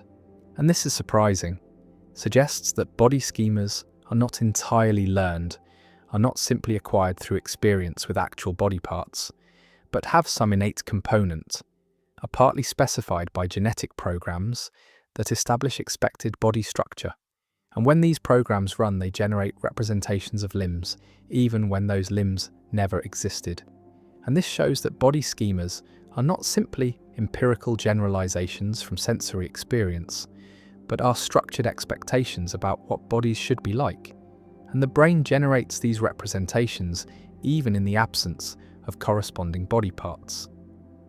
Another implication concerns prosthetics, because if phantom limbs persist, if amputees continue to feel missing limbs, then prosthetics should be designed to interface with these phantom sensations, should provide feedback that is integrated with the phantom, and neuroprosthetics that read motor intentions from the brain or from remaining nerves can be controlled by the phantom, can allow amputees to move prosthetic limbs by moving their phantom limbs. And this creates a seamless interface, allows natural control, and the phantom limb, rather than being a problem, becomes a solution, becomes the interface between brain and prosthetic. And understanding phantoms has been crucial for developing advanced prosthetics that feel natural, that are experienced as extensions of the body rather than as external tools. The phantom also appears in other contexts: phantom breasts after mastectomy, phantom genitalia after surgery, phantom teeth after extraction, and all these phantoms reflect the same underlying mechanism, the persistence of neural representations after the represented body parts are removed. And the generality of the phenomenon shows that it is not specific to limbs, but applies to any body part. And body schemas for all body parts can persist as phantoms. And this universality suggests that phantoms reveal a general principle about how brains construct body representations, how these representations are maintained centrally, and how they can become dissociated from physical reality. The amputee feels the hand, phantom fingers that are not there, phantom movements that cannot occur, phantom pain in a location that does not exist, and the paradox persists. The brain maintains a representation despite the absence of the represented, and phantom limbs reveal that bodies are represented in brains, that these representations are stable, are resistant to updating, are constructed during development and maintained throughout life, and removal of body parts does not remove their representations. and the phantom remains, felt but not present, localized but not located, moving but motionless. And the paradox endures as one of the most striking phenomena in neuroscience, a demonstration that consciousness includes representations that can outlive their reference, that sensations can be generated centrally without peripheral causes, and that the body we feel is not simply the body we have, but is the body the brain represents. And sometimes these diverge and phantoms emerge, ghostly presences of absent limbs, and the phenomenon persists.